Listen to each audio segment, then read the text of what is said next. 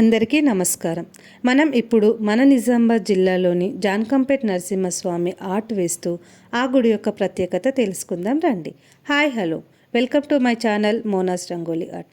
నరసింహస్వామి పేరు చెప్పగానే మనకు ముందుగా గుర్తుకొచ్చేది ఆయన ఉగ్ర రూపం. స్తంభంలో నుండి ఉద్భవించిన ఆయన హిరణ్యకశపుడైన రాక్షసుని చంపిన తర్వాత ఆ ఉగ్ర నరసింహుడు శాంతించిన ప్రాంతం. భక్తవరదుడిగా పూజలు అందుకుంటున్న క్షేత్రం జాన్కంపేట్ లక్ష్మీ నరసింహస్వామి ఆలయం. అష్టదిక్పాలకులతో ఏర్పడిన అష్టభుజి కోనేరు ఈ ఆలయానికి ప్రత్యేక ఆకర్షణ. కోరిన కోరికలు తీర్చి కొంగు బంగారంగా కాకతీయుల ఆరాధ్య దైవంగా ప్రసిద్ధి పొందాడు. నిజామాబాద్ జిల్లాలోని జాన్కంపేట్ లక్ష్మీ నరసింహస్వామి నాభిలో సాలగ్రామాన్ని ధరించిన ఇక్కడి లక్ష్మీ నరసింహస్వామి రూపం శివకేశవుల మధ్య అభేదాన్ని తెలుపుతుంది. రుద్రుడే క్షేత్రపాలకులుగా ఉన్న ఈ ఆలయంలో లక్ష్మీ నరసింహస్వామిని దర్శించినంతనే గ్రహదోషాలు పోతాయని ప్రతీతి. తన తండ్రి పెడుతున్న హింసల నుంచి బాలుడైన భక్త ప్రహ్లాదుని రక్షించేందుకు ఆ శ్రీమన్నారాయణుడే నరసింహుడి అవతారం ఎత్తుతాడు. హిరణ్యకశపుడిని సంహరించిన తర్వాత స్వామి ఆ ఉగ్ర రూపంలోనే సంచరిస్తూ జాన్కంపేట దండకారణ్యానికి చేరుకుంటాడు. అక్కడి ఆహ్లాద వాతావరణానికి ముగ్ధుడైన నరసింహుడు అక్కడే సేద తీరుతాడు. అరణ్యంలోనే తపస్సు చేసుకుంటున్న ఋషులు స్వామివారి ఉగ్రరూపాన్ని చూసి భయపడతారు. అనంతరం స్వామివారి మామూలు స్థితికి తీసుకొచ్చే మార్గాన్ని ఉపదేశించమని బ్రహ్మదేవుణ్ణి ఆశ్రయిస్తారు. బ్రహ్మ సూచన మేరకు గండకీ నది తీరంలోని సాలగ్రామాన్ని తీసుకొచ్చి స్వామి నాభి దగ్గర ఉంచగా శాంతించిన స్వామి అక్కడే లక్ష్మీ నరసింహుడుగా వెలిశాడని ఇక్కడి స్థల పురాణం చెబుతుంది.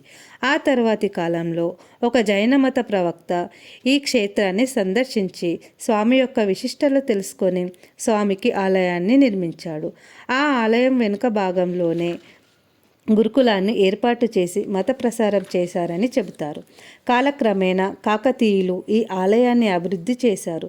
జైనులు నిర్మించిన గురుకులాన్ని శివాలయంగా మార్చి శివకేశవుల అభేదాన్ని మరోసారి చాటి చెప్పారు. దీనికి గుర్తుగానే లక్ష్మీ నరసింహుడు ఆలయానికి క్షేత్రపాలకుడిగా ఉమామహేశ్వరులు ఉండడం విశేషం. ఇక్కడి లక్ష్మీ నరసింహస్వామి దర్శించుకుంటే షడి దోషాలు పోతాయని ప్రతీతి. అందుకే శనివారంతో కూడిన అష్టమి, అమావాస్య తిథుల్లో వేల సంఖ్యలో భక్తులు స్వామివారిని దర్శించుకుంటారు. ప్రతి నెల స్వాతి నక్షత్రం రోజున స్వామివారికి కళ్యాణాన్ని నిర్వహిస్తారు. ప్రతి సంవత్సరం మాఘశుద్ధ అష్టమి నుండి మాఘశుద్ధ ప్రతిపద వరకు లక్ష్మీ నరసింహస్వామికి వార్షిక బ్రహ్మోత్సవాలు అంగరంగ వైభవంగా నిర్వహిస్తారు.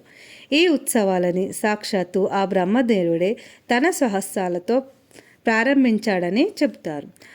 అధ్యయన ఉత్సవంతో ప్రారంభమైన ఈ సంబరాలు చక్రతీర్థంతో ముగుస్తాయి.